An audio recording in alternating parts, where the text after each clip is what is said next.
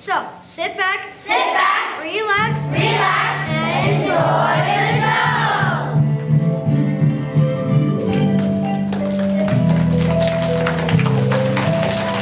We're gonna tell our tall tales. Some you may find hard to conceive, but we hope you recognize in our tales a kernel of truth to believe. We're gonna tell you about our heroes, some who go way back in history. But now we're confessing, we will keep you guessing. Are they real? Are they real? Are they real or just a fantasy? Why do people tell tall tales? because they're fun and make us laugh at our problems. And the bigger your problem, the bigger the story. Like the weather. People are always telling tall tales about the weather. Like last summer, remember how wet it was? How wet was it? It rained so hard, folks had to jump over the river to keep from drowning.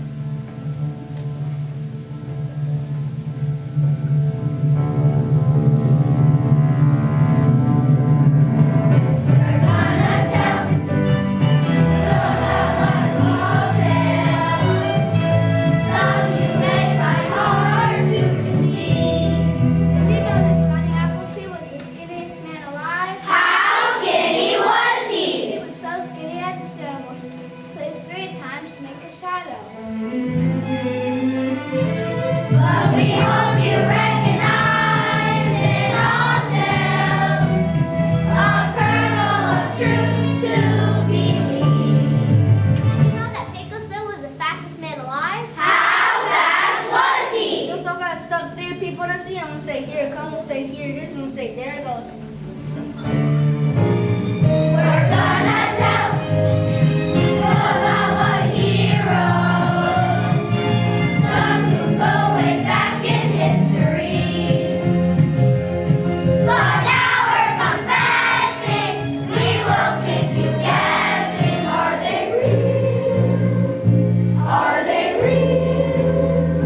Are they real or just a fantasy? What does that mean? A kernel of truth to believe? It means a lot of tall tales are being true. And the more people told them, the truer they got. And the heroes, Same thing, the more people told them, the bigger they got. were they real people? Some of them were, but I'm not going to tell you which one. Now I know. Look it up! But now we're confessing, we will keep you guessing. Are they real? Are they real? Are they real? Well, just you wait and see. Just you wait and see.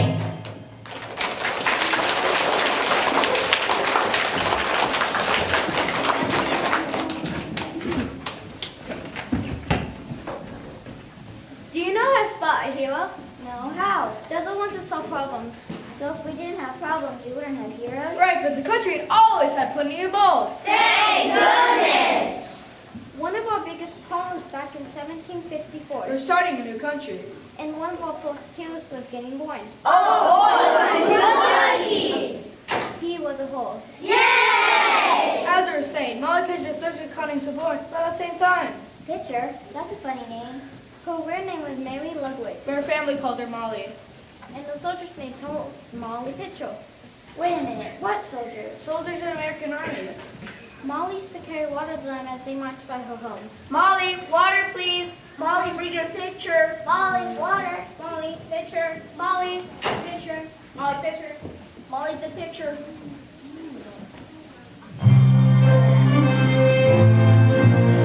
Young Molly Pitcher was a maid who fought for freedom unafraid. She carried water, fired a gun, and won the praise of Washington.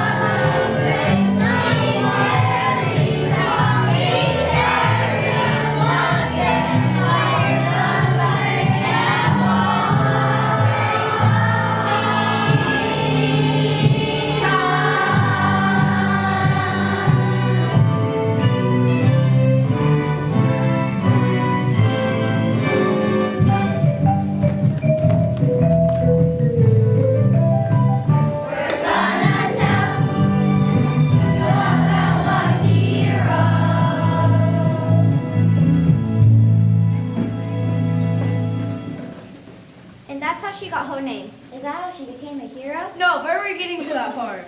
Molly grew up and got married. 13th colony grew up in the United States of America. Although King George didn't like that. He didn't, so in 1778 we had a little war to settle things. Well, that was the hottest summer on record. How hot was it? It was so hot, children were laying hard-boiled eggs. What's that got to do with Molly Pitcher? Well, there was a battle going on next to Molly's house.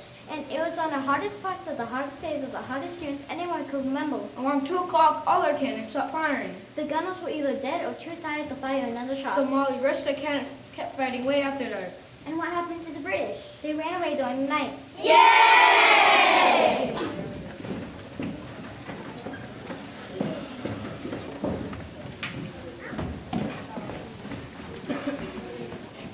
The Revolutionary Wars made lots of heroes. Like Patrick Henry. And Paul Revere. And Ethan Allen. And George Washington. And John Paul Jones. And Alfred Baltock Summerlong. Who? Captain Alfred Baltock Summerlong. He helped John Paul Jones start the Navy and win a war. Are you sure he's a hero? I've never heard of him. Of course we're sure. In fact, we'll tell you a story about him. Once upon a time, after John Paul Jones and Captain Summerlong won the war, he left the Navy and built his own ship. Now, Captain Summerlong was a really big man, so of course he had a really big ship. How big was it? It was so big it took 2 days to walk from the bow to the stern. One time, Captain Summerlong was sailing through the English Channel carrying a cargo of soap. His ship was so big he was afraid it might get stuck. So what did he do? He had the soldiers rub soap all over the sides of the ship. And did he make it through the channel? Yes, but he scraped off the sides of the ship against the cliffs of Dover. Now wait a minute. The cliffs of Dover are white, not black. Well, they're white now. That's because the sun rubbed off on them. Oh, good grief. Julian, that's why they're called the White Cliffs of Dover. Oh, good grief.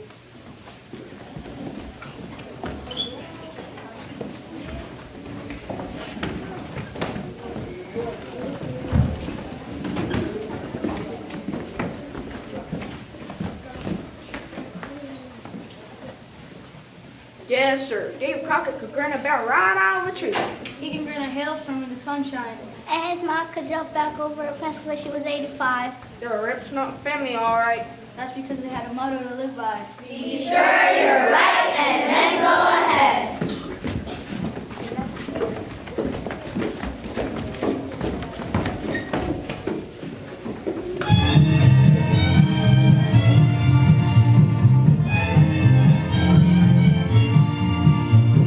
Davy Crockett was a hero. Living stories that we know. He won a place in history with his philosophy. Be sure you're right, and then go ahead. Be sure you're right, then do it. Get every fact before you act, and then get right to it.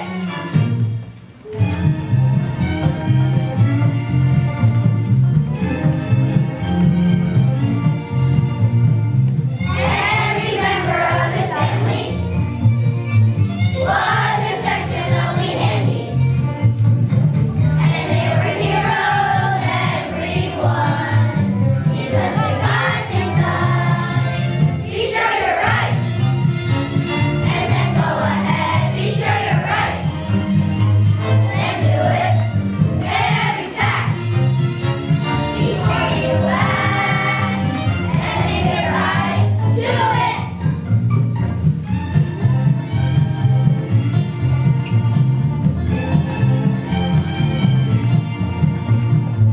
When you have to solve a problem, here's a way to get the job done.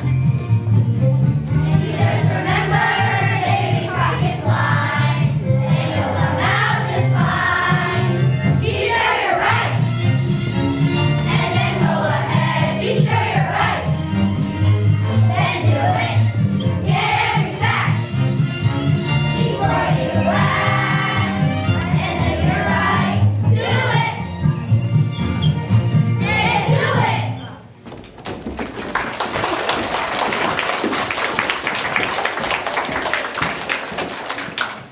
David grew up, he decided to run for Congress. But it was after Davy came back from Washington that he had his greatest adventure. 1835, there was a Congress heading to the United States of America. He was getting closer by the day. But it kept coming. They didn't pass laws against it. But it kept coming. So President Jackson asked Davy to stop it. What did he do? He went on top of Cloud Mountain. When the comet came close enough, He swung around his head, No. He grabbed it by the tail. swung around his head, Sent it off flying into the other direction. And saved the United States. now if you doubt that story, just look up the Halley's Comet. The year is 1835. The part about Davy might not be there.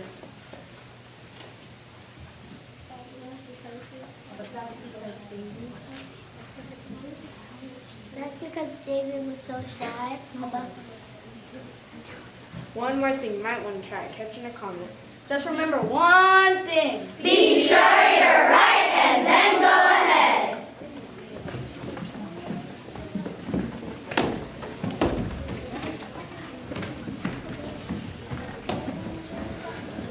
Boy, David Crockett and his family sure were big heroes. Yeah, but Johnny Appleseed was better. Johnny Appleseed, what did he do? Planted apple trees. Big deal. Hey, it was a big deal. Apples are important. Prove it. Okay, I will. I'll show you. What are the 3 most important things to an American? The flag, Mom, and apple pie.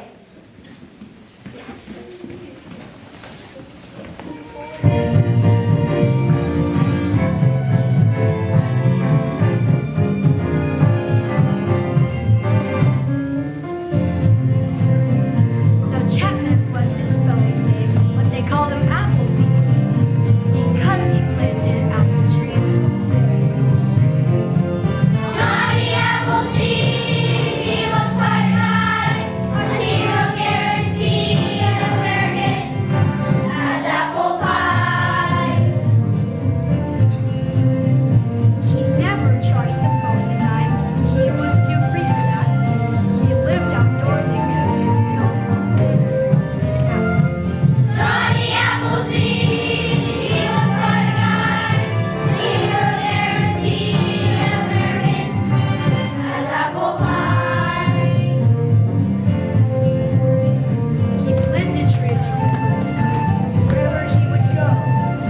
And then he gave them loving gifts to every tree would grow.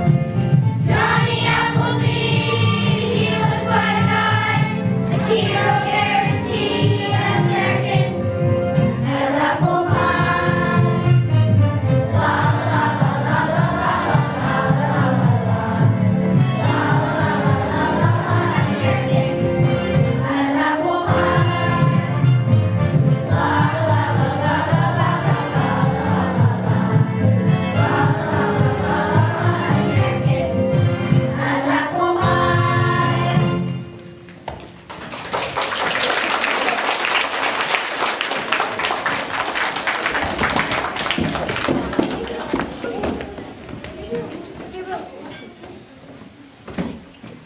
Now the country is really starting to grow. People were moving In west. the west was the developing heroes of the song like Pecos Bill. He was raised by pack coyotes. Bill was born the year Texas became a state, 1845. So here's the first Texas hero. One day, Bill came upon a bunch of ranchers. Tex, what are they doing? They're catching cows. Come on out here, I can see it. Now explain this to me. Well, sir, first we make a loop and then have a rope. Then we laid her up down and put some bait in it. Then we hide and wait for the cow. When the cow puts the foot in the loop, we pull the rope and catch the cow. Then we put the rope around the cow's neck and drag it on. It's called a cow pull. This just won't do. That's what won't amount to, Hillbeats, if we keep doing things this way. We always did it this way. From now on, we're going to do it my way. We're going to rope the cow with lassos. Then we're going to brand them. What for? So we can tell who they belong to. Then we're going to drive the whole herd to market. No more cattle pulls? Nope. From now on, it's cattle drives. Bill enjoyed ranching until he contracted a strange illness.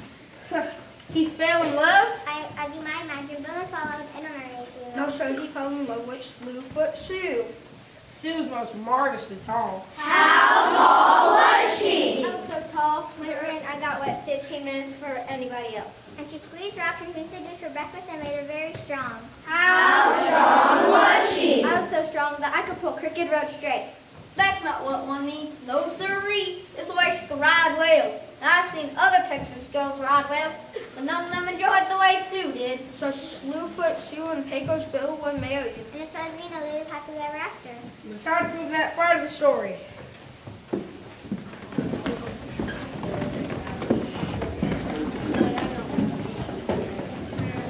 After Pecos Bill taught the catheads about ranching, Texas really started to grow. Lots of new things came along, like the Pony Express. And Pony Express riders like Calamity Jane. Now there was American here if we ever had one. Some folks say Jane could ride horses before she could walk. And do frantic shooting before she could talk. I should hope to tell you I could, but I could ride and shoot faster than grease lightning when I was 18. I saved one of the lives of gentle custom men. I'm much obliged to you, Jane. You know you always turn up when there's trouble. I think we ought to call you Calamity Jane. You mean that wasn't always your name? No, my real name is Malcolm Cantor. Some folks thought I was a traffic homie, so they called me Jane. You know, play Jane, but I changed all that.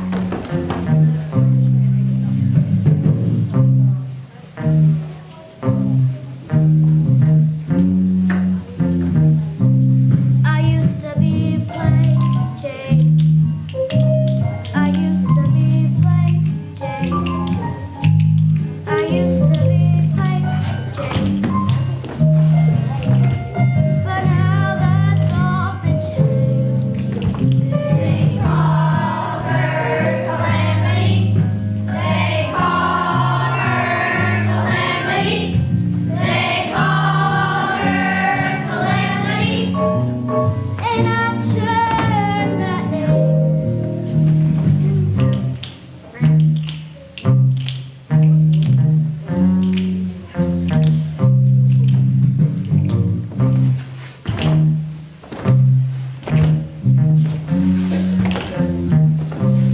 You ought to see me right now. You ought to see me roll now. You ought to see me shoot now. I'm the best of them all. They call her Calamity. They call her Calamity. They call her Calamity. And I've changed that name. They call her Calamity. They call her Calamity. They call her Calamity. And I've changed that name. Their teacher earned that name. My name's Calamity Jane, and don't you ever forget it.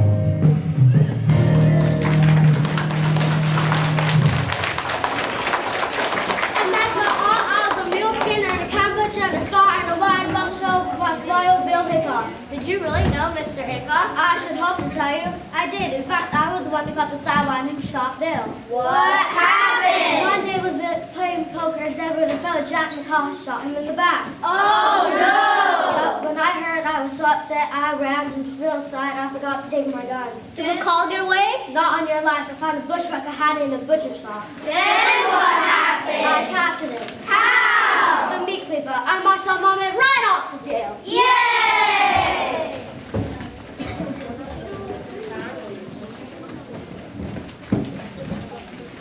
About 1861, the telegraph replaced the Pony Express. And pretty soon, trains replaced stagecoaches. In fact, our next hero worked for the railroad in West Virginia. That's right, John Henry, the steel driving man. What's that mean? Back in the 1870s, men dug tunnels by hand. Even through mountains? Yes, one man held a steel spike against the mountain, and the other man hit the spike with a hammer. And that's how men made tunnels for railroads. Now, John Henry could drive steel faster than any other man. How fast could he go? He could outdrive 20 men and never get tired. And then one day, a salesman came to the camp. Mr. Tommy, as boss of this outfit, I know you'll see the advantage of my machine. I guarantee this steam drill will save you money. That drive 20 men, it never gets tired, and you never have to feed it. Yes, sir, a good investment, a good investment. I already have a man for I drive 20 men. His name's John Henry, and I'm the right pond. But he's just a man, this is a machine. I'll bet John Henry can drive your machine. I'll take that bet. I can be any machine. I'm a steel driving man. I got pride hammering in my soul.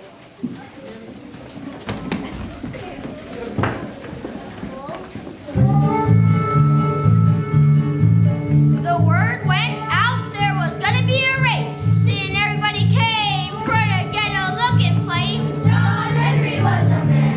John Henry long and lean. John Henry was a man who could beat the machine. His 20-pound hammer put him in control. He said, I feel pride hammering in my soul. John Henry was a man. John Henry long and lean. John Henry was a man who could beat the machine. Well, the whistle blew and the race began between the new steam drill and that steel driving man. John Henry long and lean. John Henry was a man who could beat the machine. They were neck and neck in the noonday sun, but the man just smiled. He was having fun. John Henry was a man. John Henry long and lean. John Henry was a man who could beat the machine. Then he pulled ahead. He was gaining ground, and a cheer went up from all the people around. But the race went on for many an hour between the new steam drill and its hot steam power. John Henry was a man. John Henry long and lean. John Henry was a man who could beat the machine. Now John was tired, you could see it in his face, but he wouldn't give up, and he wouldn't slow his pace. John Henry was a man. John Henry long and lean. John Henry was a man who could beat the machine. Well, the boss called time at the setting sun, and the word went out. John Henry won.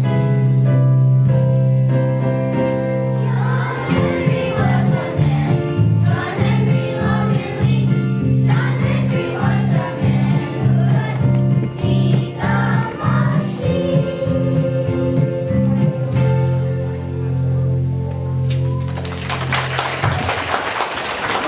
Right up here, kids. Be safe, because that's no care until last. We're gonna tell about a hero. Paul Bunyan. Now everybody knows that Paul Bunyan was born in Maine. And that Paul had a trade blue ox named Bate. And that Paul was the greatest lumberjack in the world. And that Paul could cut down 100 trees at one time. And that Paul's bookkeeper was called Johnny Inkling. And that Paul loved all the trees out of North Dakota. And that Paul... Wait a minute. How'd you figure out all that stuff about Paul Bunyan? They looked it up. Well, I know about the lumberjacks. Did someone told us?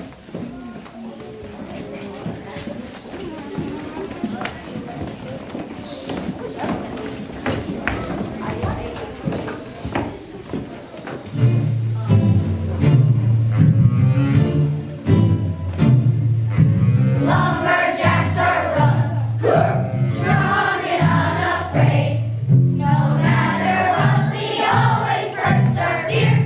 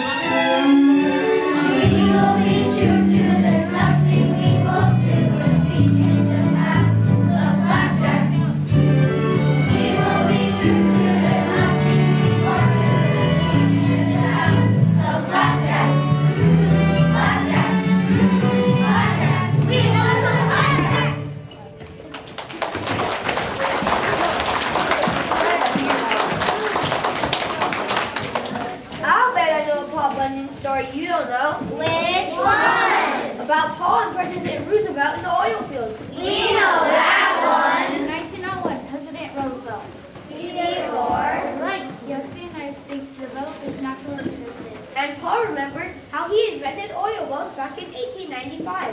So Paul started up an oil business again. He remembered seeing some dinosaur tracks down in Oklahoma. Where dinosaurs used to be, Oil is now. Paul followed the dinosaur tracks to step out the oil. most people need to learn geology to do that. But not wrong. Paul also had a special way of drilling, He just threw a drill into the ground. sort of like spearing a fish. So it all worked fine until one of his drills went clean through China. Paul said he was sorry. And from that day on, Paul only drilled left-handed. Even left-handed, he discovered most of the oil from Oklahoma and Texas. And that's a story lots of modern oilmen don't even know. It must be true because books say he sure produced a lot of oil while Roosevelt was president.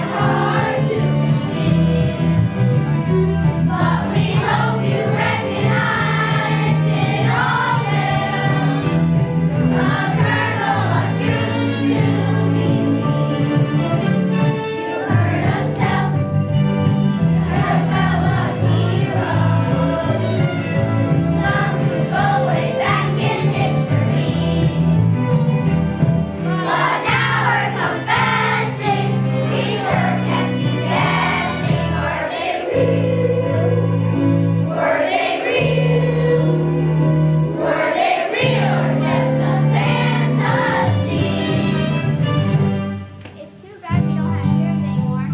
But we do! Don't you remember what Judy said at the beginning of the show? Well, sort of. Something about